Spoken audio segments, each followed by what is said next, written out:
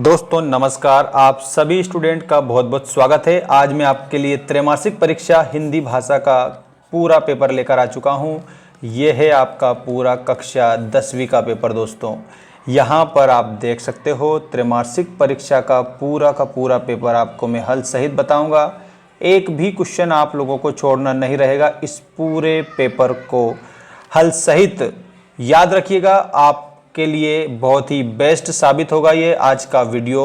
और दोस्तों कल आप लोगों की जो एग्ज़ाम है उसमें 101% आप लोगों को इसमें से प्रश्न देखने को मिलेंगे। तो आइए स्टार्ट करते हैं आपके पहले क्वेश्चन से। और ये रहा दोस्तों आप लोगों का पहला क्वेश्चन। दोस्तों इसमें आपको बताना है परशुराम ने किसकी भुजाएं काटी थी। तो उत्तर के तौर पर आपको सहस्त्रबाहु बताना है। सहस्त्रबाहु की भुजाएं परशुराम जी ने काटी थी। दूसरा प्रश्न देखिएगा, फागुन माह में कौन सी ऋतु आती है। तो फागुन माह जो है इसमें आप लोगों की ऋतु आती है, उसका नाम है वसंत ऋतु। इसके बाद देखिएगा चौपाई में कितनी मात्राएं होती है। तो ये जो चौपाई है ये कैसा छंद है, तो इसमें आपको मात्रिक छंद बताना है। और जो चौपाई है उसमें 16 मात्राएं होती है प्रत्येक पंक्ति में, मतलब कि सारी जो पंक्तियां होती है इन सभी में कितनी मात्रा होती है, तो 16 होती है। इसके अलावा दोस्तों ये आप लोगों का अगला प्रश्न आ चुका है, बाल गोविंद भगत गाते समय क्या बजाते थे। तो आपके ऑप्शन है डफली, सारंगी, ढोलक या फिर खंजड़ी। तो दोस्तों इसका करेक्ट आंसर हो जाएगा खंजड़ी बजाते थे। और बाल गोविंद भगत जो है कबीर को साहब मानते थे। अगला प्रश्न है दशानन में कौन सा समास है। तो उत्तर के रूप में आपको बताना है बहुव्रीहि समास, क्योंकि इसमें तीसरा पद प्रधान है। मतलब कहने का मेरा अर्थ यहाँ पर यह है कि अन्य पद प्रधान है, और जहाँ पर अन्य पद प्रधान होता है वहाँ कौन सा समास होगा, तो वहाँ पर बहुव्रीहि समास आपका करेक्ट उत्तर के तौर पर याद रखना रहेगा सभी स्टूडेंट्स को। दोस्तों यहाँ पर आपको जितने भी मैं क्वेश्चन बताऊंगा सारे के सारे क्वेश्चन आपके लिए इम्पोर्टेंट साबित होंगे। यहाँ तो बहुब्रीहि समास होगा ही। अगला क्वेश्चन देखिएगा, भारत का स्विट्जरलैंड किसे कहा जाता है। तो इसमें आपको उत्तर के तौर पर लिखना है कटाओ। कटाओ को भारत का स्विट्जरलैंड कहा जाता है। ठीक है। और अब हम बता रहे हैं आपको नेक्स्ट क्वेश्चन। देखिए दोस्तों इसमें आपका प्रश्न है प्रयोगवादी कविता के प्रवर्तक कवि हैं। तो इसमें आपको करेक्ट उत्तर के तौर पर अज्ञेय बताना रहेगा। छंद के प्रकार होते हैं, तो छंद के मुख्य रूप से 3 प्रकार होते हैं। एक तो आपका है वर्णिक छंद, दूसरा है आपका मात्रिक छंद, और तीसरा जो छंद है वो आपका हो जाएगा मुक्तक छंद। अगला प्रश्न है वीर रस का स्थायी भाव। तो प्यारे साथियों आपका उत्तर हो जाएगा उत्साह। अगला है सभ्यता का परिणाम है। उत्तर में आप सबको यहाँ पर बताना रहेगा कि जो सभ्यता है वो संस्कृति का परिणाम है। ठीक है। और ये रहा आपका अगला क्वेश्चन। अगले क्वेश्चन में आप लोगों को क्या बताया है, ध्यान रखिएगा। क्रिया का सीधा संबंध कर्ता से होता है। तो यहाँ पर आकर्मक आपका उत्तर के रूप में बताना रहेगा। ठीक है। और अज्ञेय ने हिरोशिमा कविता कहाँ बैठे बैठे लिखी थी, तो उसमें आपको रेलगाड़ी बताना रहेगा, क्योंकि रेलगाड़ी में बैठे बैठे उन्होंने कविता लिखी थी। इसके बाद में यहाँ पर आपका सही गलत लिखिए वाले क्वेश्चन आ चुके हैं। इनको आप कंप्लीट याद रखेंगे। ये रहा आपका पहला प्रश्न, जयशंकर प्रसाद ने जो मधुर स्वप्न देखे वो पूरे हो गए। तो इसमें आप लोगों को असत्य बताना है, क्योंकि वो सपने पूरे नहीं हुए थे। चौपाई छंद में 24 मात्राएं होती है। तो दोस्तों इसमें आप लोगों को सत्य बताना है, क्योंकि इसमें आप लोगों का 24 मात्राएं नहीं होगी। ठीक है, असत्य होगा। क्यों?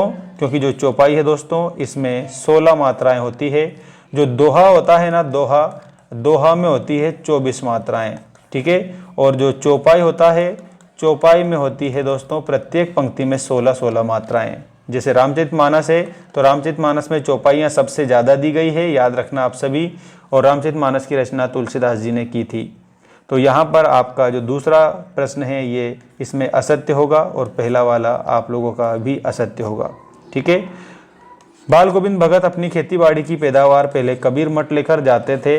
तो इसमें आप लोगों को लिखना रहेगा सत्य। ठीक है, और जिस क्रिया का प्रभाव कर्म पर पड़ता है वह सकर्मक क्रिया होती है।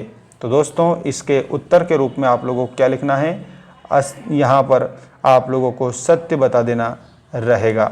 ठीक है, और सारे देश में आस्थाएं अंधविश्वास एक से नहीं है, तो इसमें आप लोगों को असत्य बताना है। ठीक है, नेक्स्ट देखिए, देश में आस्थाएं अंधविश्वास के बाद में मैं क्यों लिखता हूँ अज्ञेय की रचना है। तो प्यारे बच्चों यहाँ पर आपका सही उत्तर हो जाएगा। ठीक है, और अब यह देखिएगा आपकी सही जोड़ी बनाई ये वाली पूरी की पूरी जोड़ी आ चुकी है। इसको आप याद रखेंगे बढ़िया बेस्ट तरीके से। देखिएगा योग का संदेश, तो योग का संदेश किसने दिया था, तो दोस्तों योग का संदेश देने वाले थे उद्धव जी। ठीक है, योग का संदेश आपको उद्धव करेक्ट उत्तर के रूप में बताना रहेगा। और श्रृंगार रस का स्थायी भाव आपको रति बताना है। श्रृंगार रस का स्थायी भाव रति। ठीक, श्रृंगार रस दो प्रकार का होता है, संयोग और वियोग। नवाब साहब ने 2 खीरे खरीदे थे, आपको उत्तर बताना है नवाब साहब ने 2 खीरे खरीदे। नेताजी की प्रतिमा, तो नेताजी की जो प्रतिमा है वो कस्बे के चौराहे पर लगी थी। कस्बे के चौराहे पर किसकी प्रतिमा लगी थी, तो आप बताएंगे नेताजी की प्रतिमा लगी थी। परिमाणवाचक क्रिया विशेषण, तो दोस्तों इससे क्रिया के परिमाण का बोध होता है। किसका बोध होता है, क्रिया के परिमाण का बोध आपको उत्तर के रूप में याद रखना रहेगा। ठीक है, और मैया, तो यहाँ पर आपको बता देना है कि जो मैया है वो कड़वा तेल लगाती थी। ठीक है, ये आपका इसमें उत्तर हो जाएगा, मैया कड़वा तेल लगाती थी, ऐसा आप उत्तर में बताएंगे। और ये रहा आप लोगों का पूरा कंप्लीट सही जोड़ी। दोस्तों सही जोड़ी के बाद में आपका अगला जो प्रश्न है उस पर आप ध्यान देंगे। एक शब्द या एक वाक्य में उत्तर लिखिए वाला प्रश्न आपके लिए आ चुका है, और सारे उत्तर में बताऊंगा, याद करके जाना इनमें से। शिव का धनुष किसने तोड़ा था, तो आप लोगों को बताना है भगवान राम ने। अगला प्रश्न है किस छंद में 24 मात्राएं होती है, तो अभी थोड़ी देर पहले मैंने आपको बताया था दोहा जो छंद है उसमें 24 मात्राएं होती है। बाल गोविंद भगत क्या काम करते थे, तो ये खेती बाड़ी का काम करते थे। यहाँ पर आप लोगों को खेती बाड़ी लिखना है। और जिन शब्दों से करने या होने का बोध होता है दोस्तों वे शब्द क्या कहलाते हैं, तो वे शब्द कहलाते हैं क्रिया, क्रिया कहलाते हैं। और राम क्या कर रहा है ये कैसा वाक्य है, तो यहाँ पर वाक्य हो जाएगा आप लोगों का प्रश्नवाचक वाक्य। ठीक, क्योंकि प्रश्न का बोध हो रहा है, और जहाँ पर प्रश्न का बोध हो वहाँ पर प्रश्नवाचक वाक्य हमारा होता है। गंतोक का अर्थ क्या है, तो गंतोक का अर्थ आप लोगों को बता देना है पहाड़। ठीक है, ये आपका उत्तर करेक्ट होगा। इसके बाद में आप लोगों को नेक्स्ट वीडियो में हम और भी इम्पोर्टेंट चीज़ बताएंगे, तो चैनल को आप सब्सक्राइब करके रखिए।